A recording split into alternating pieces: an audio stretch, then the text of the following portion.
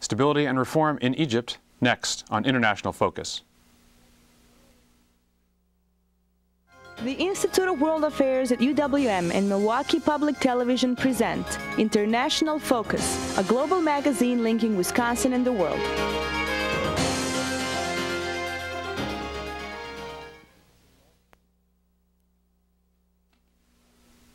Welcome to International Focus. I'm Robert Ricigliano, Director of the Institute of World Affairs at UWM. With Egypt's longtime president, Hosni Mubarak, set to step down in 2011, the nation will face its first change of leadership in 3 decades.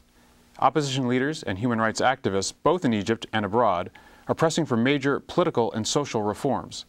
At the same time, the prospect of increased instability in the most populous Arab nation has many policymakers worried.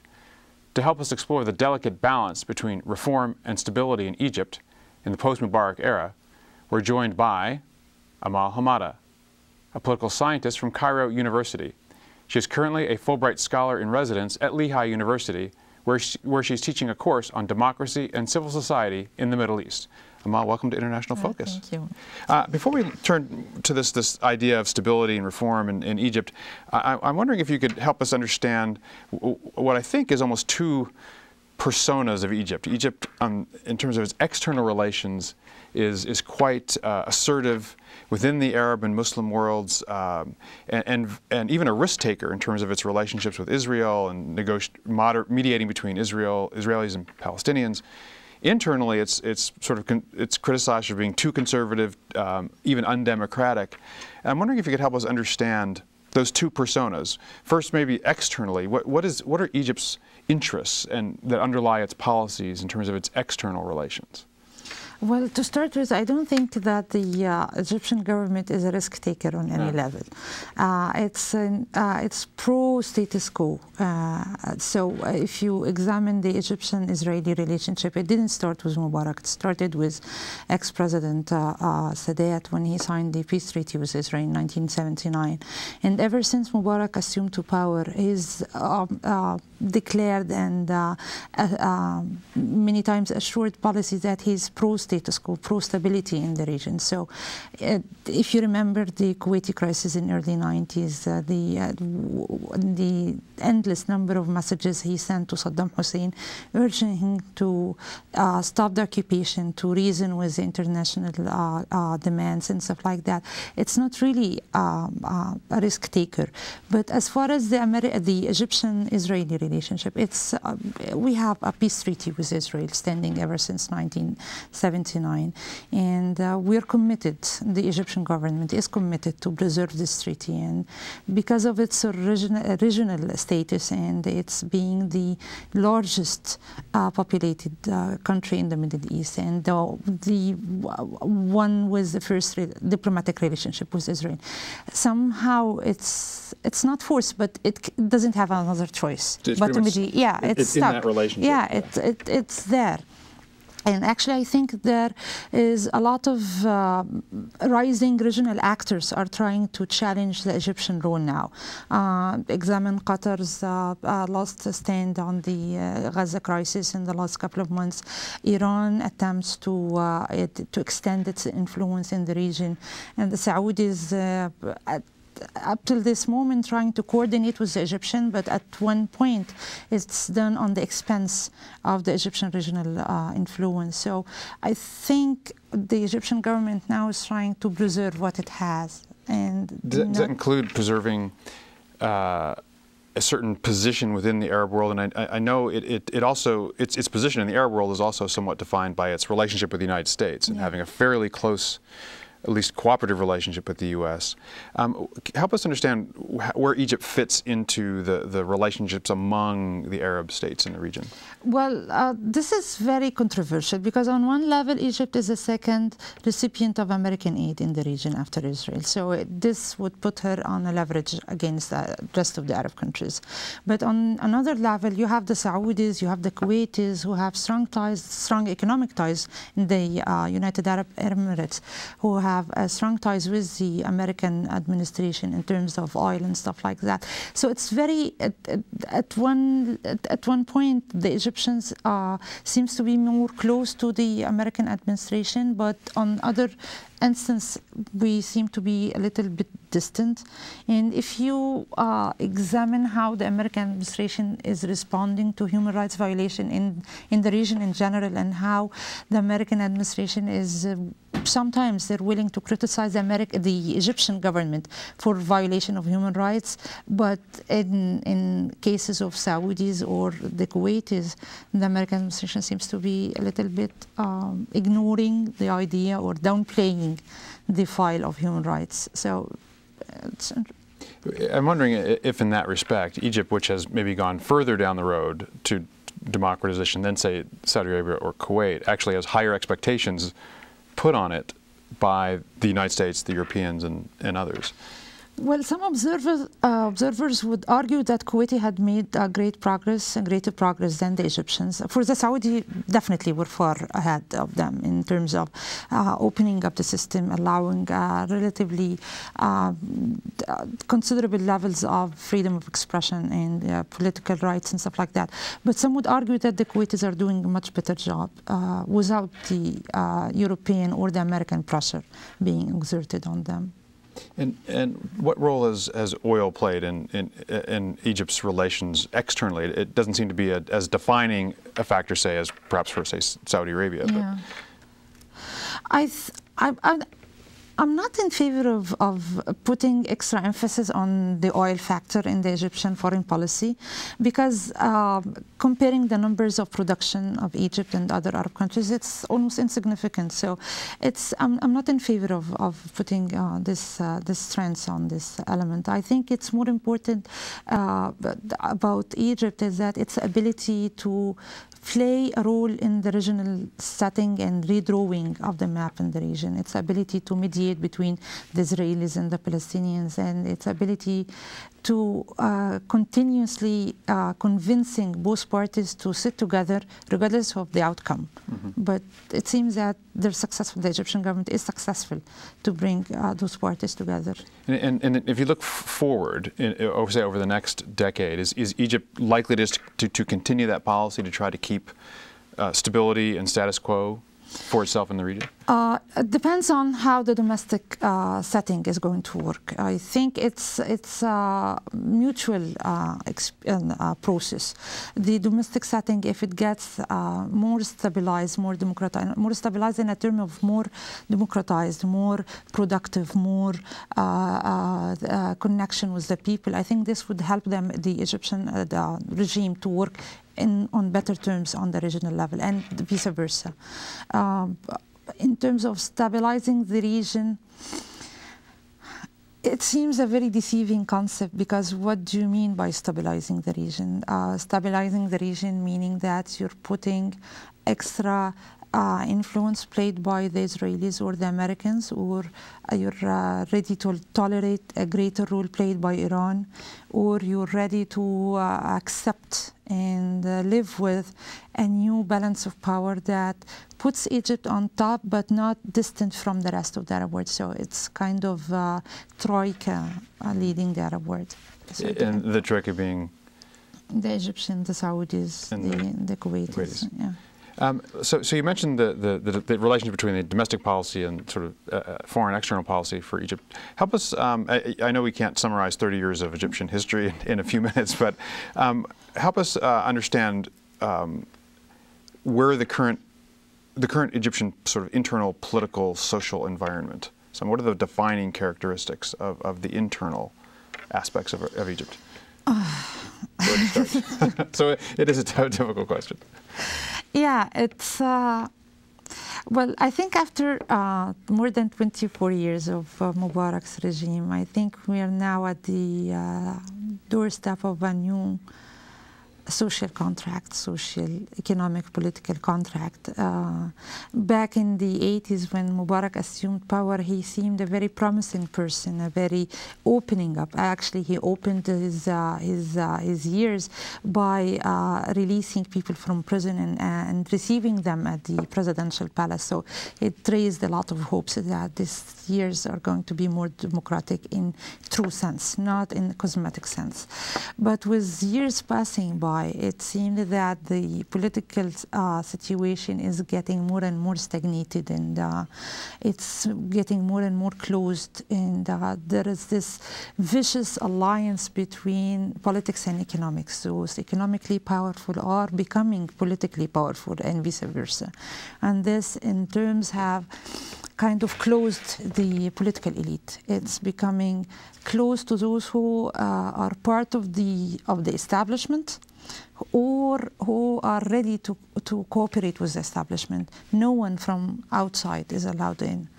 So it's a very critical moment. It's very critically historical moment, I think. All our moments in Egypt are historical, but you know.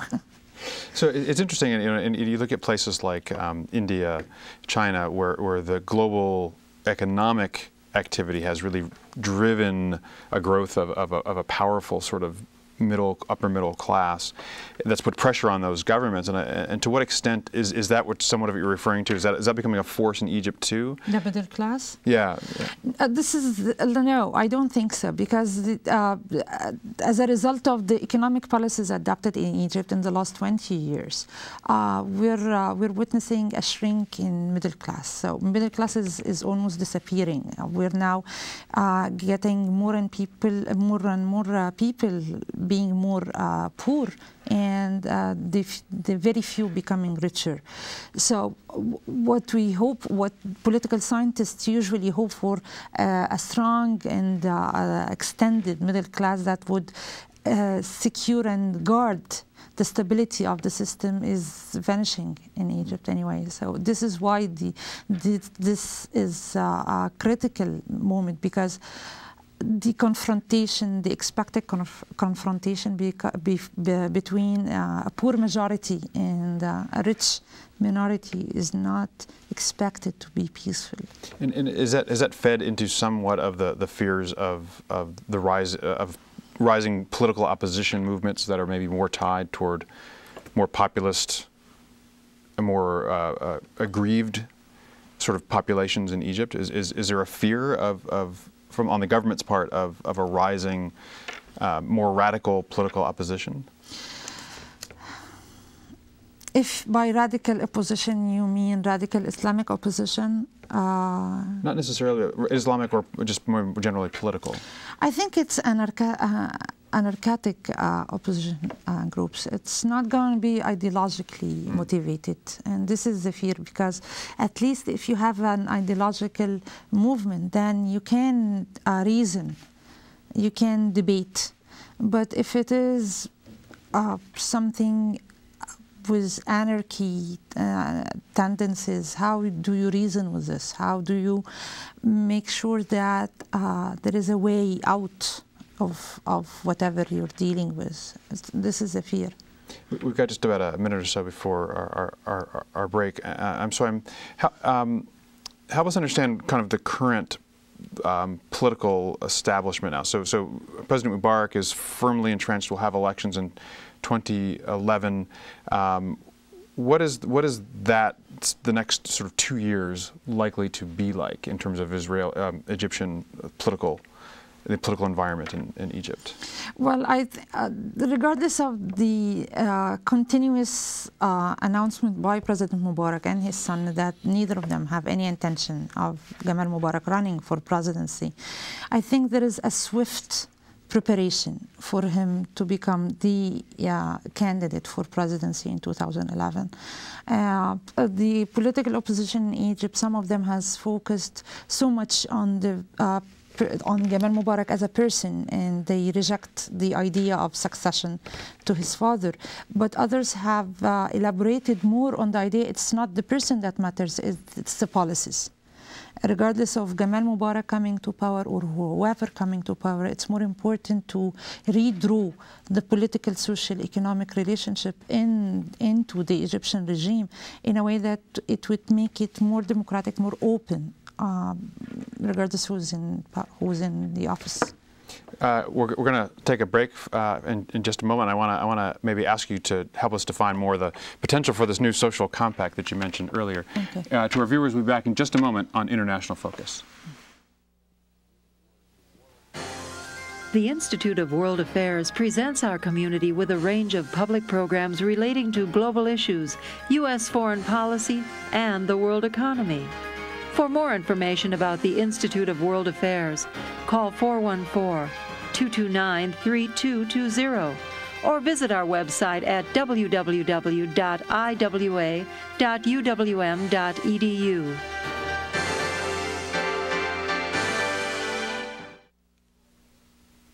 Welcome back to International Focus. We're talking about reform and stability in Egypt. And I'm wondering, Amal, you mentioned the opportunity now for a new social compact in Egypt, the possibility of that. Can you flesh that out more for us, what that compact would entail? Well, it starts with a debate about economics in Egypt. For the last 20 years, the Egyptian regime has gone through restructuring of the economic relationship in Egypt, in which the government is withdrawing more and more from providing services and facilities to the people and giving more and more the private sector increasing role in the economics. So the debate on the intellectual level started with, okay, the government has already wrote a new social economic contract. So the assumption was that as a new social/economic contract would be following, because if the government is reimagining, redrawing and reimagining its role in society, then when it comes to politics, it should do the same thing.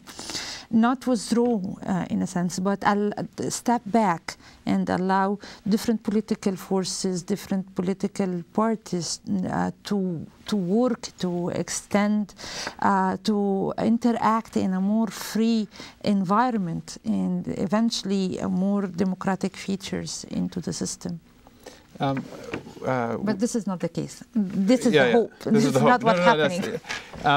So I guess my next question was going to focus on more about the U.S.-Egyptian relationship, but in the context of this hope, in terms of what is it that the U.S.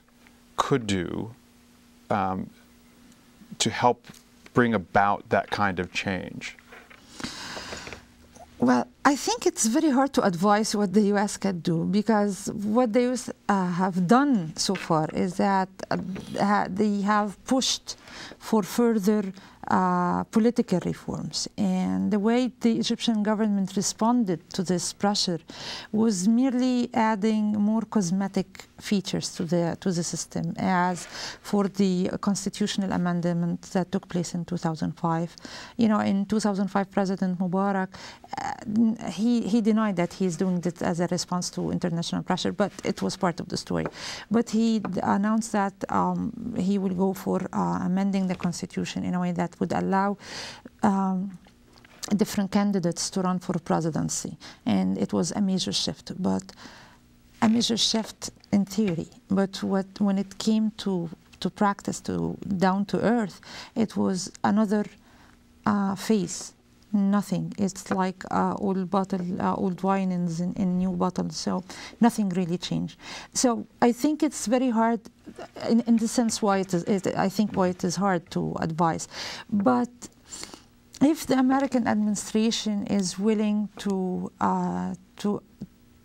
keep on advising the Egyptian regime that it's in your best interest as a regime, as a state, as a society, to take sincere and comprehensive reform plans, and this would be the only guarantee for the stability and reform, because you don't need to put stability versus reform. Mm-hmm. You can have both. Actually, it's the best thing to have stability through reform or reforms through stability.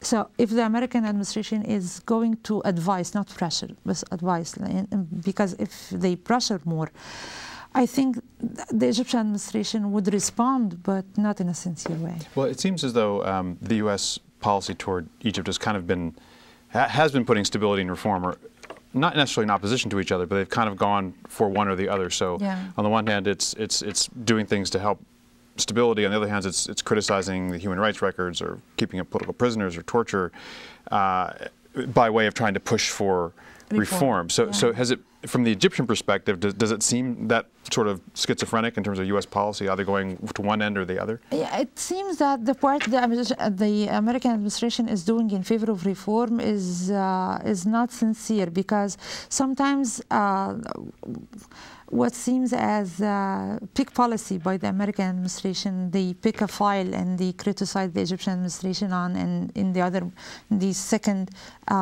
day they ignore the file. Or sometimes they pick the wrong person to defend. Sometimes we hear a lot about how the American administration is pressuring the Egyptians to release Ayman Noor. And it makes it sound as Ayman Noor is a national figure, or this person who will bring change into the Egyptian society. But I have nothing against him in person, but he is as the rest of the political figures. He is as worse as everybody else. He doesn't deserve this much attention. I think what needs more attention is the grassroots organization. It's the civil society organization. It's the people working to educate the mass, the ordinary and the average Egyptians about the rights and duties. Those groups who are encouraging people to be more and more involved in decision making, in empowering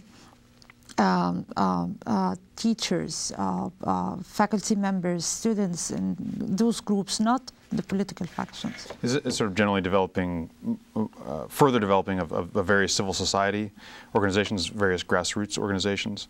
Is that the basic sort of, maybe the most productive avenue for U.S. engagement? I think, but not in financial way, because you know there is a law in Egypt that prohibits civil society organization to receive foreign funds.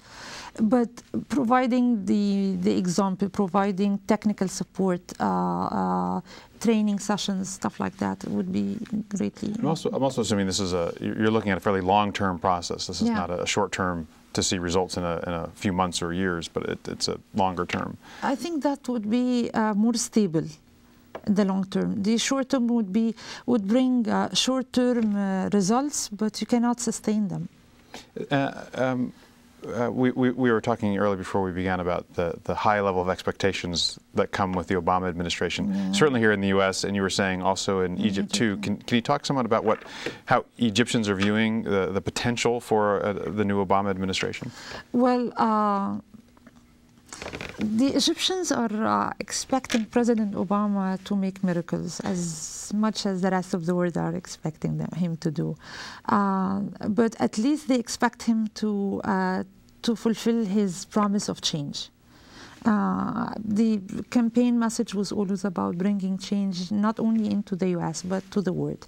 So in terms of how American administration is involved in the peace process between the Israelis and the Palestinians, there is a lot of great expectation, high level of great expectation related to this. As much as the American administration willing to stop what they call aiding and helping the political regime to remain in office. That would be a higher expectation as well. We've got a couple minutes left before we have to break. So are there a few specific things you think that the Obama administration could do, either symbolically or practically, with regard either to its relationship with Egypt or its relationship to the Arab world and the Middle East, that you think would be most important? Well, I think being able to be fair, partner in the peace process, that would be a great help, because in one point it would help restoring the American image in the region, which has been dramatically destroyed, and it would help the Egyptians to understand and to appreciate more the American efforts or the Americans' pressure in the region. This is one thing. The second, it's not about the American administration threatening to stop the aid to the Egyptian government because if they don't comply, because this has been occurred. Well played by the Egyptian government, because the Egyptian government would always say, see, the Americans are interfering in our domestic affairs, they're threatening us to cut the aid, and by this they justify not to imply, because we're not going to subside to threats. We've just got about a minute left, and I know that you spend a lot of your academic, professional times looking at studying Iran, and I'm wondering to what extent a new engagement between the U.S. and Iran is seen either as a good thing or a bad thing from the Egyptian perspective. There is this historical rivalry between Egypt and Iran, and historically speaking, it seems that the American-Egyptian relationship versus the American-Iranian relationship had played negatively on both sides. If the American-Iranian relationship gets better, then the American-Egyptian relation is getting worse. So, but if you get a broader sense of the issue, I think Egypt and Iran can have a better understanding and can actually increase their ability to maneuver and negotiate with the Americans. We need to break. Amal Hamanda, thank you very much. I'm hoping that the U.S. can learn not to play one against the other and change its policy. But thank you very much for lending your insight in Egypt. To our viewers, we'll see you next week on International Focus.